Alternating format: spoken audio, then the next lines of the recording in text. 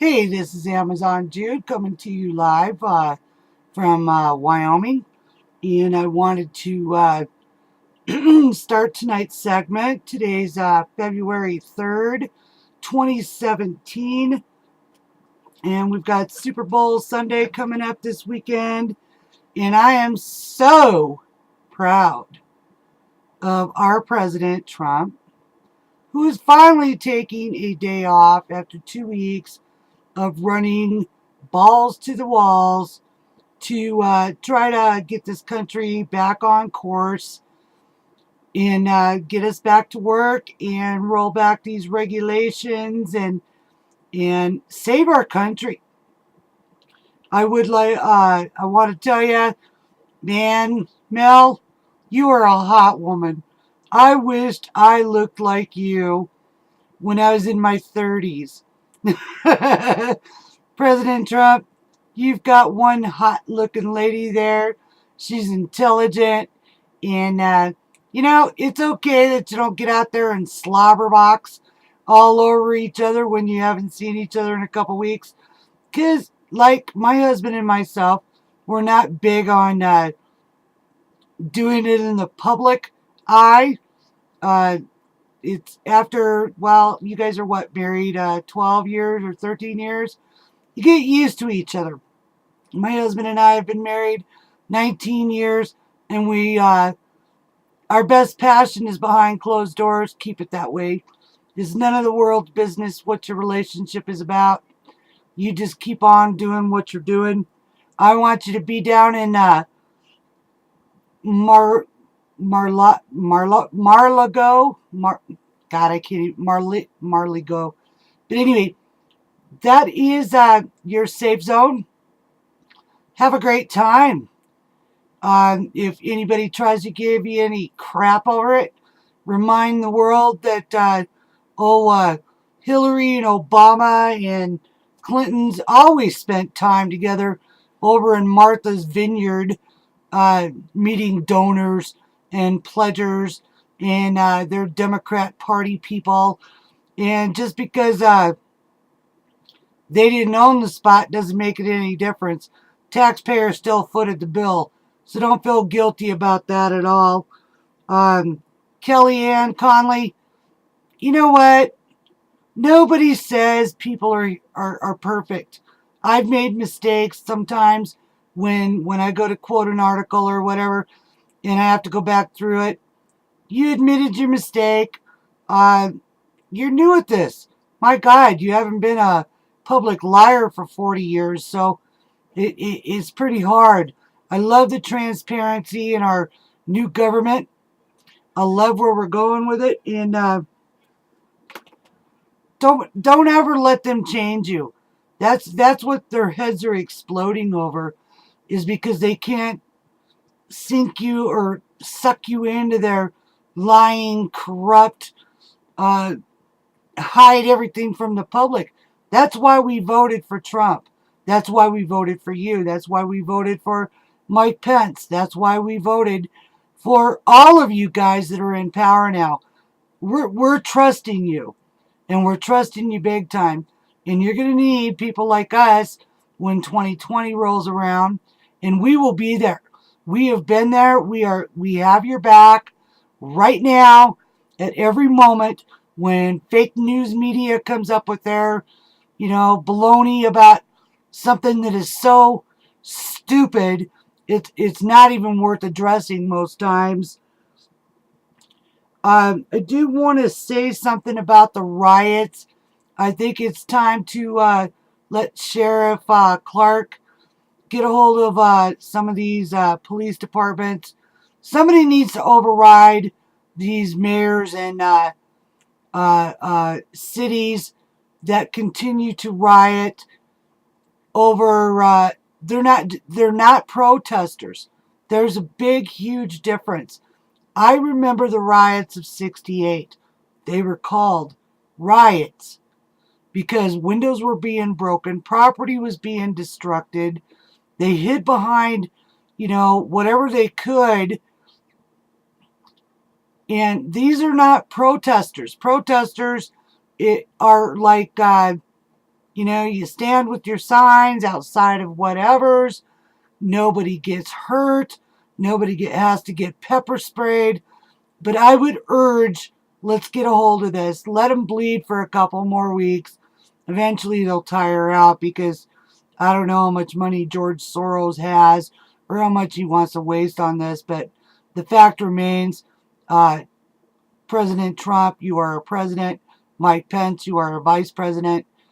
General Flynn, General Kelly, all of you folks are in place because obviously our president felt that you were the best of the best.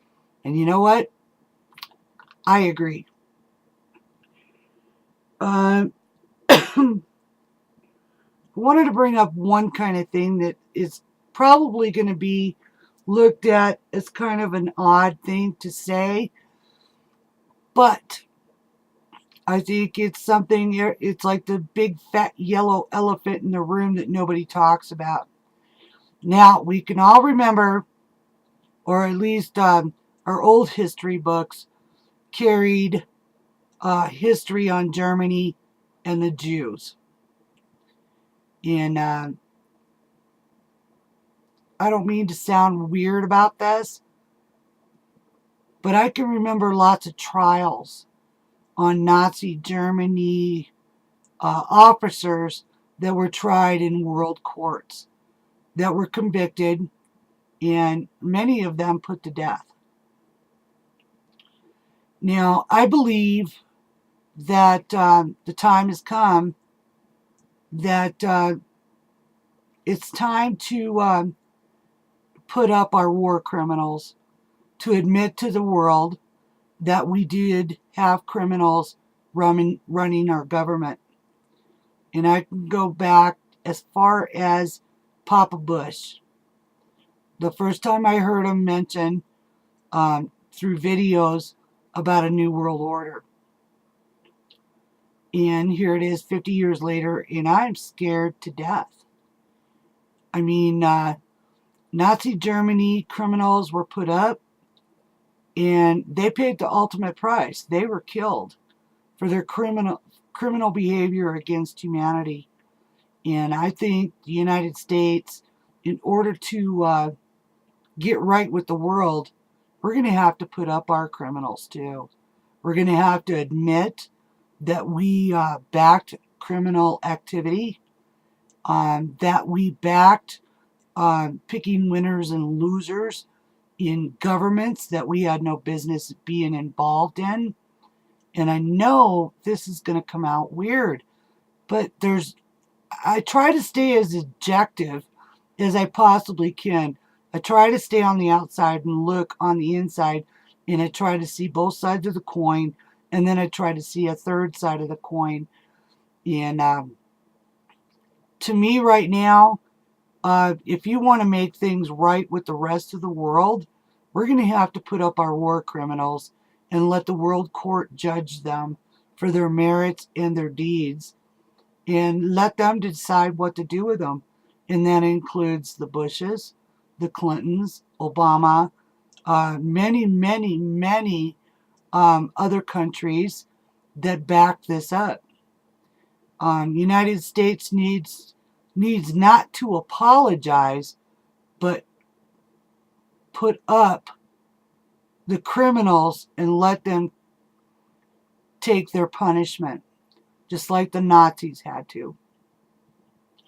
I'd be interested in anyone who thinks anything along this lines, because I study history, and I can go back through the history books and find where, even in Russia, when they were caught scheming against their own government, their heads were put on posts. So even in the book of Bibles, an eye for an eye. I know this sounds crazy. I just know this does. But I can't see anything else. If you want to begin world peace, the war criminals have to pay. They don't get to sit in mansions. and start their old lives over again, or be protected through the medias, or any of that. United States is guilty. We are just as guilty as any other country of war crimes. And I think that's what the world is waiting to hear and waiting to see, if we will put our criminals up to be, um, what do you call it, judged by a world court. And I'm going to leave that alone for a minute, but I want you to think about that. Think about that. Even Nazis were on trial. Communists were on trial. Gorbachev was on trial.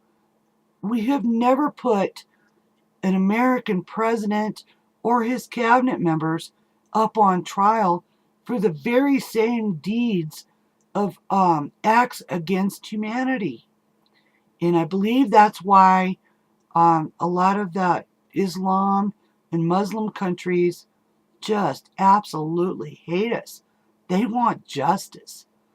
And if they showed up on the shores of our country and did to us what we have done to them, how would we feel? What would we do? So, just a point in time to think about. Next thing is immigrants versus refugees. Immigrants, from the beginning of the United States, have come in from all over the world, all over various countries, but we all had something in common. We all believed in a God. We all believed that our families are sacred, that if we worked hard and loved our new homeland as much as we loved our old homeland and assimilated ourselves, we would prosper. That's immigrants. Refugees. Refugees are a whole different breed. Refugees are left over from war-torn countries that were invaded either by the United States or another country that destroyed their homes. Have you ever looked at some of the photographs of Syria and Libya and Somalia in Africa before the United States got their hands on them? Before any other country got their hands on them? They were fine. They were fine on their own. They would have fought their civil wars. They would have became industrialized by themselves. Why does another country seem to feel that they know what's best for another country? There's another one of our biggest mistakes. If we MYOB, minded our own business, mind your own business, and took of your own country and helped your own people, maybe we could all be 95 nations that do their own thing. I mean, I'm not going to tell my neighbor next door that she can't milk her cows at 5 o'clock in the morning because I don't like the sound of the moo. What is it my business?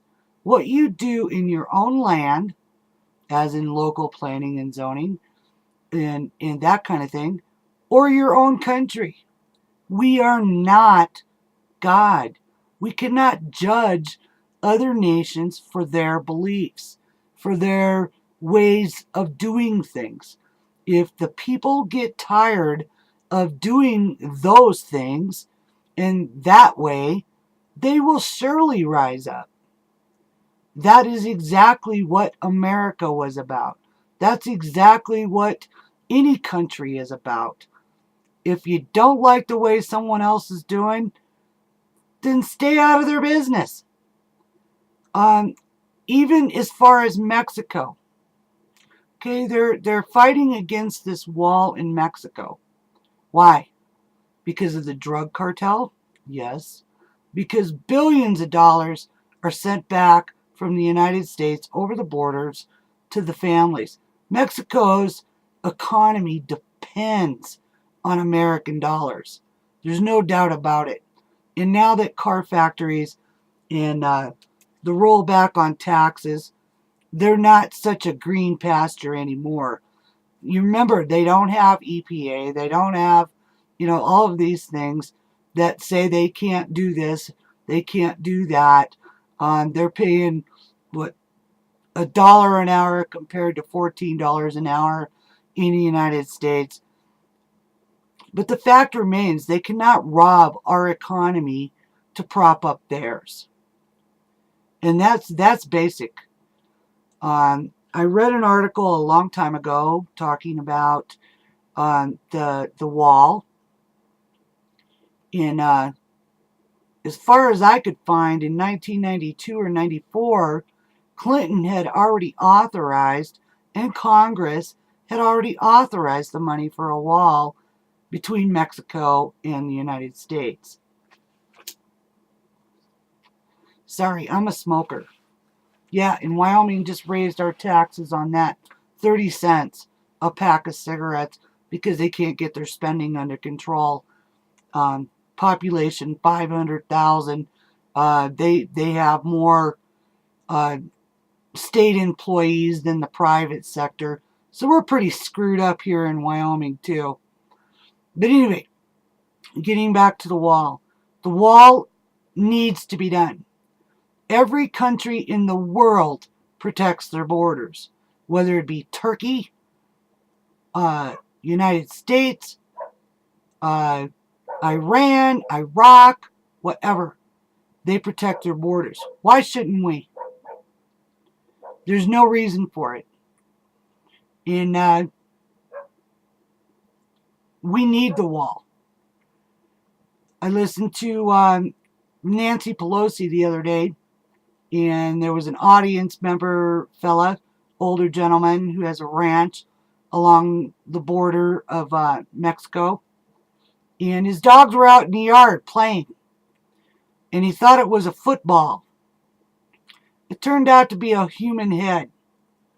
This is what goes on the border.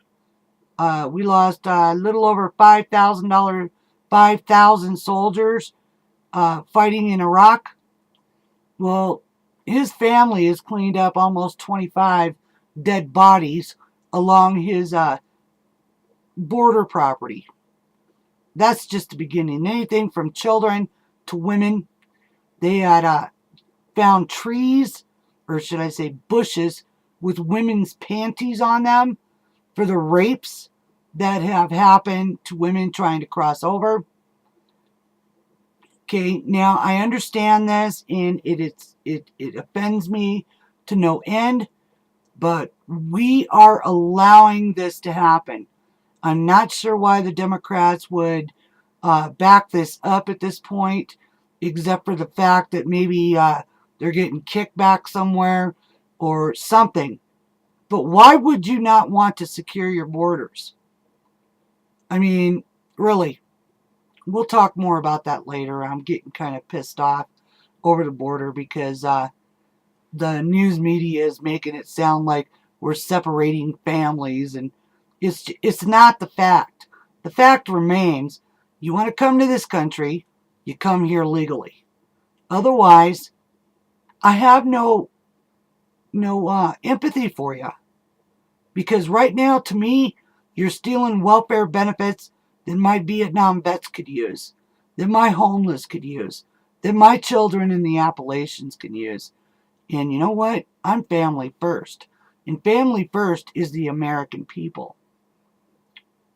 And last but not least, and then I'll quit for the night,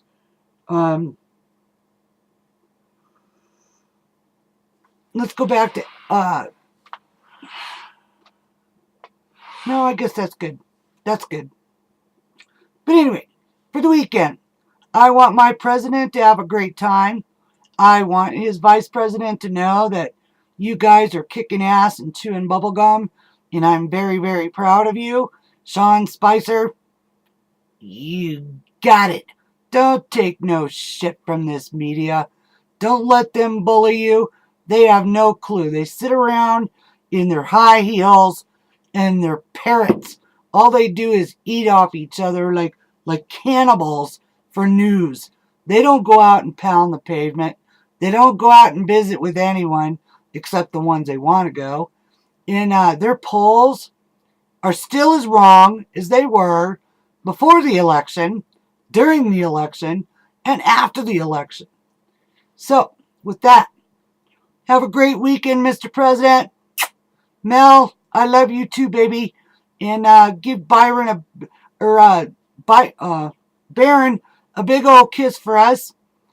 And the next time they try to give you any crap about because you remain calm and you're not some showstopper that gets out there and blows her own horn, don't worry about it. You have class, babe. Lots of it.